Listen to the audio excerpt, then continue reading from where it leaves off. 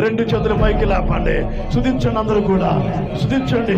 ఒక బలమైన అగ్ని, పరిశుద్ధాత్మ అగ్ని, పరిశుద్ధాత్మ అగ్ని మీ పైకి రాబోతుంది.